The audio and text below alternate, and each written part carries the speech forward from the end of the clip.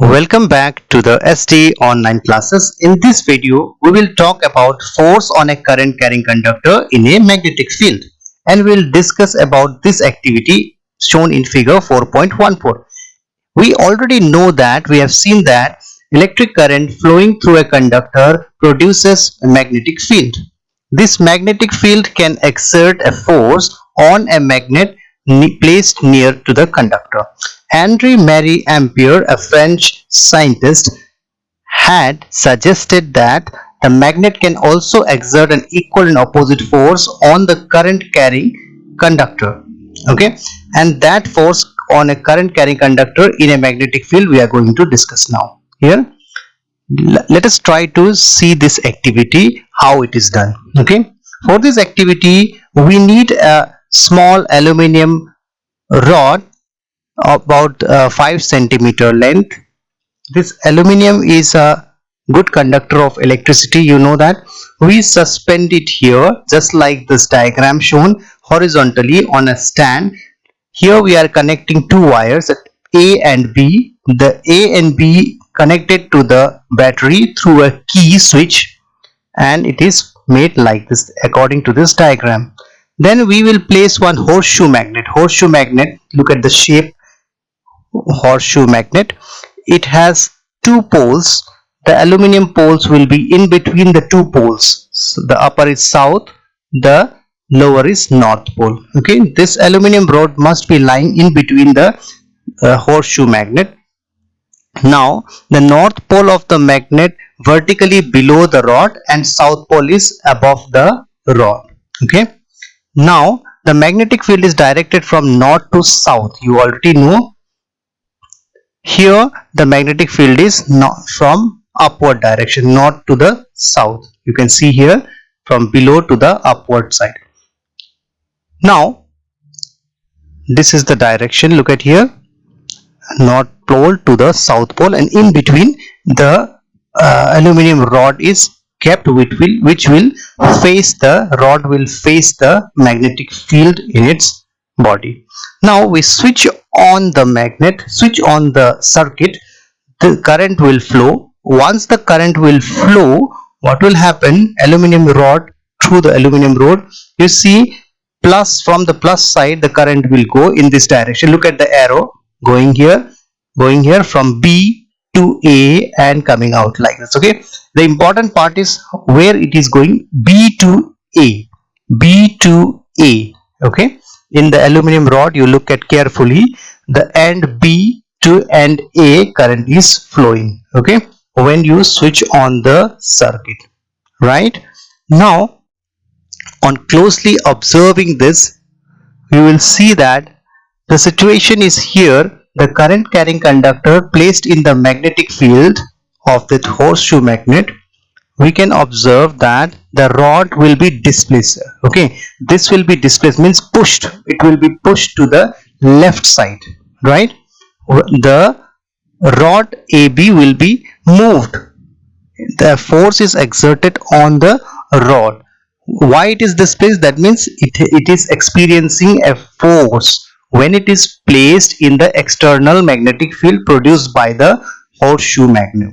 Okay, now the current direction is B to A, that is already told to you.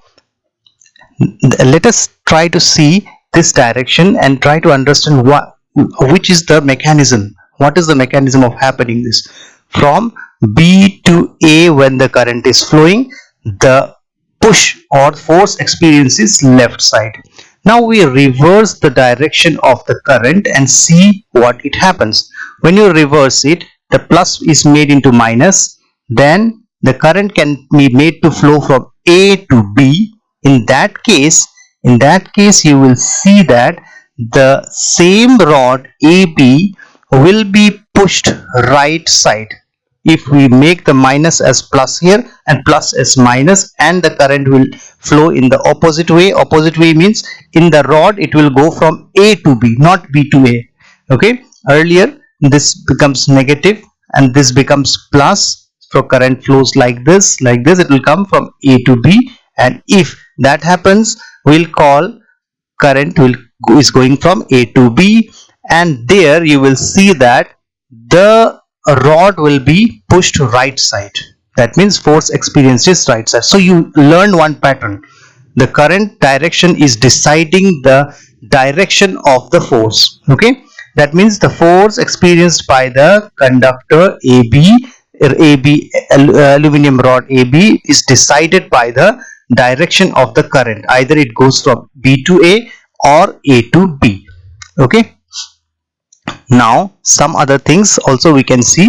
Direction of the force is what we have seen. Direction of force is depending on the direction of the electric current. Now when we do one more thing, the south pole is made into north. That means we reverse the horseshoe magnet.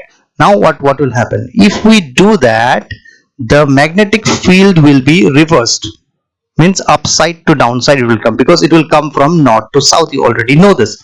Now that case, the current carrying will not change. How the current will go? It will go from, in that case we'll see that the direction of the magnetic field is changed. It is made from north to south, and the direction of the force depends on the current we already know. Now we want to see what is the effect of the magnetic field's direction on the force experience. Let us see what happened here. When the magnetic field is upward and the current is going right side, okay, look at here. During that time what happened? The force experienced by the rod was which direction? Let us see again. If the magnetic field is upward, okay, they are perpendicular to each other. Magnetic field upside, current is right side. During that time the force is going to be decided by Fleming's left hand rule. This is Fleming's left hand rule. To apply this Fleming's left hand rule, we have to stretch our three fingers, the four fingers, left hand, okay, not right hand. This says that stretch the thumb, forefinger and the middle finger like this, exactly like this. Okay, if we do it such a way that they are all perpendicular, 90 degree, 90 degree, 90 degree with each other. Okay, this is y axis, this is z axis, and the middle finger is x axis. Okay, x, y and z axis, like that, mutually perpendicular. Yes, you cannot keep it like this or like this, you cannot keep. Okay, all stretch like this, okay, as much as possible, so that it will be perpendicular to each other. Okay, all of them are mutually perpendicular. Now the first finger, forefinger, if it shows the direction of magnetic field, middle finger shows the direction of the current, then the thumb will be pointing the direction of the force experienced by the conductor. Okay, this is the rule. This is Fleming's left hand rule. This is easy to remember if we stretch our three fingers like this. Now let us see, the electron is coming, the magnetic field is shown in one direction, the electron coming down, the magnetic field is in this right side direction, electron is coming down. Now what will be the force on this electron? Let us try to see. Fleming's left hand rule says that we stretch the three fingers like this. Okay, they are mutually perpendicular to each other as we have told. Now force acting on this electron, let us see. Magnetic field is right side. Let us prepare. Yes, that is my finger, magnetic field. So let me show this. Yes, this is the direction of the magnetic field, right side, done. Then in the direction of the current, but you see that electron flows in the direction up to down, upside to downside. That means the direction of the current will be in the opposite of the direction of the electron. Okay, that means current is opposite to the direction of electron, already known. So current is upward like this. So now let me apply I want to point the middle finger upside. Okay, the right side is magnetic field, upside is current. If I do that, where is my thumb pointing? That is the direction of the force experienced by the aluminium rod. Okay, the thumb is pointing downward direction. You see, you don't need to fix the thumb first. Okay, first fix the magnetic field and the current, and then wherever direction it points, whichever direction it points the thumb, that will be our result, final result, where the force will be experienced by the aluminium rod. Okay, now we can see here in this device how it is happening. The magnetic field, this will be used in electric motor. We will study that also later. We have discussed in this video the force on a current carrying conductor in a magnetic field and the Fleming's left hand rule also.